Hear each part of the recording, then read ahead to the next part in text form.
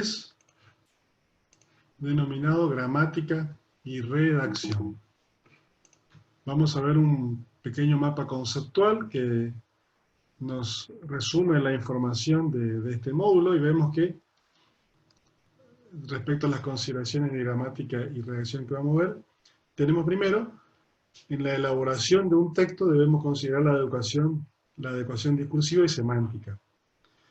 Luego, en esta adecuación discursiva y semántica también tengo que tener presente cómo se relacionan los distintos contenidos cuando yo establezco o escribo o redacto un texto, ¿no es cierto? Esta relación de contenidos se manifiesta a través de herramientas que tiene el escritor o el redactor del texto, que se denomina conectores y palabras llaves. Luego vamos a ver los párrafos y los capítulos, cómo se ubican los párrafos y los capítulos en el ordenamiento del escrito, ¿no? Todos sabemos lo que significa un párrafo y un capítulo, ¿no es cierto? Pero vamos a ver cómo son los tipos de ordenamiento del párrafo y el capítulo al redactar un trabajo. Vamos a ver los estilos de redacción. Hay una clasificación que se llama clasificación según Muñoz, en la cual, de acuerdo al texto que yo redacte, puedo ver que ese texto se encuadra en un determinado estilo de redacción. Y obviamente después tiene que haber una concordancia entre el verbo y el sujeto, que vamos a ver de qué se trata. Bueno, primero tenemos entonces la adecuación discursiva. Cuando yo transmito una idea, un contenido, escribo un texto, el discurso la idea que estoy transmitiendo, el contenido, tiene que tener una adecuación propicia. Los tipos de discursos periodísticos, científicos, literarios, comercial, epistolar, etc., seleccionan determinados rasgos lingüísticos, regidos por la finalidad de cada tipo de escrito, de canal o de temática abordada. Es decir, el tipo de escrito que desarrolle, el canal por el cual transmito, o la temática abordada me van a definir ciertos rasgos lingüísticos naturales.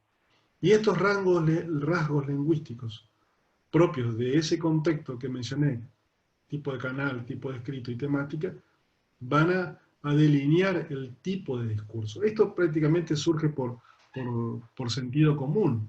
Uno cuando redacta un texto sale naturalmente con sentido común, pero debo saber que la adecuación discursiva tiene el fundamento en estas tres cosas finales mencionadas: el tipo de canal, el tema abordado y el tipo de escrito. Y luego está la adecuación semántica para tener un texto bien redactado. El texto debe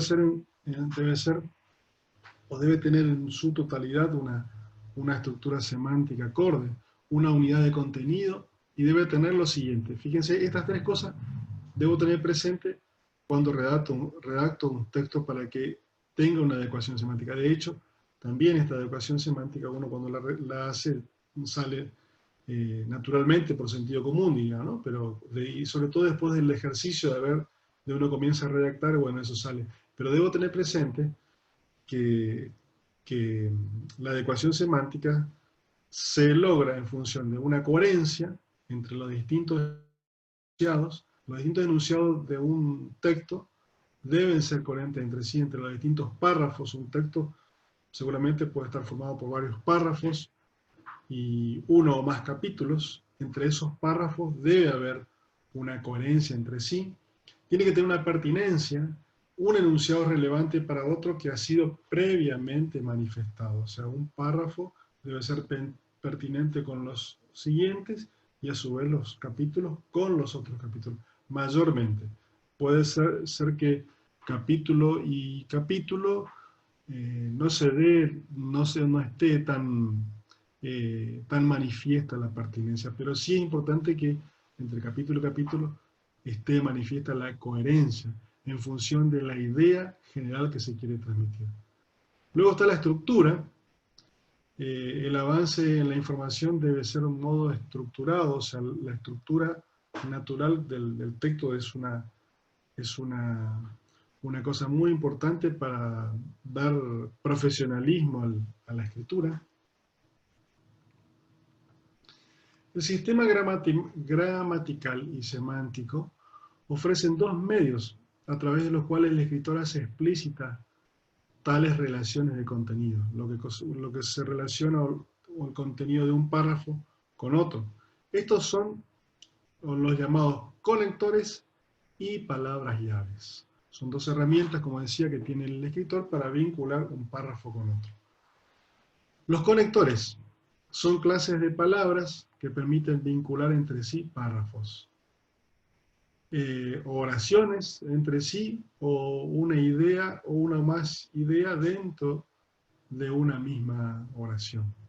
Las palabras llaves son palabras integradas de los contenidos circulantes en el texto que permiten que sea percibido como una totalidad.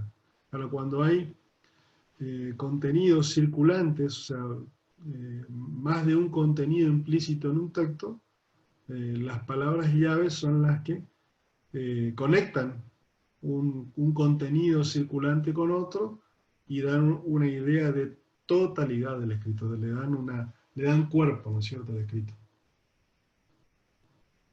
Párrafos y capítulos. Como decía, todos sabemos lo que es un párrafo y lo que es un capítulo.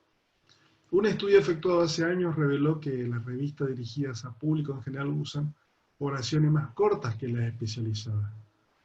Cuando es más específico el público, cuando es más direccionado hacia un público específico concreto, bueno, por eso se tiene que recurrir a más términos, sobre todo técnicos, para poder transmitir algo, ¿no? Entonces las oraciones se hacen más largas.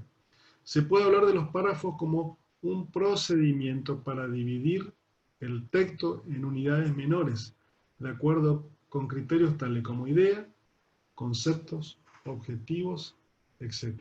Naturalmente el texto que uno redacta es una concatenación de párrafos, ¿no es cierto? Y el ordenamiento, cuando uno establece, o mejor dicho, crea una obra escrita, una obra literaria, redacta un texto, ¿no es cierto? El ordenamiento entre los párrafos y los capítulos que pueden tener el texto. Un texto puede tener un capítulo completado por varios párrafos, o puede tener más de un capítulo, ¿no? Y dentro de ese capítulo están varios párrafos. Pero el ordenamiento entre estos párrafos y los capítulos pueden ser de 6 formas distintas. Uno es el cronológico, que es, en realidad son más de 6 formas, acá están las más usuales. Primero el cronológico, luego el descriptivo, luego está el informativo, el ordenamiento de causa y efecto, de comparación y contraste, y de conclusión.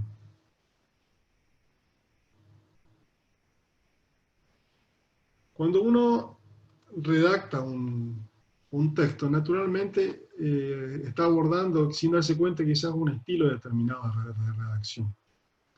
Y uno lo hace y muchas veces no tiene presente qué estilo, pero es bueno conocer qué estilo estoy abordando cuando redacto un texto. O sea, yo quizás me largo a redactar un texto y no estoy teniendo en cuenta qué estilo utilizo. Pero bueno, es bueno conocer otro estilo de redacción también para cuando voy a redactar un texto, antes de hacerlo, intencionalmente dirigir lo que estoy por escribir hacia un estilo o hacia otro. Tenemos el estilo A, que es el más usado, el clásico, que es introducción, desarrollo, conclusión. El estilo B, introducción, demostración, desarrollo. El estilo C, desarrollo, introducción, conclusión. Acá se invierte, ¿no es cierto? Con el B y el C vemos que están invertidos los términos con el A, que es el clásico. Luego tenemos el estilo D, que es desarrollo, conclusión, antecedentes. Luego el estilo E, conclusión, introducción, desarrollo. Y el estilo F, conclusión, desarrollo, antecedentes. Bueno, ahí tenemos los distintos estilos en los cuales puedo estructurar mi redacción. Luego encontramos que tengo que tener presente que tenga una concordancia el sujeto y el verbo.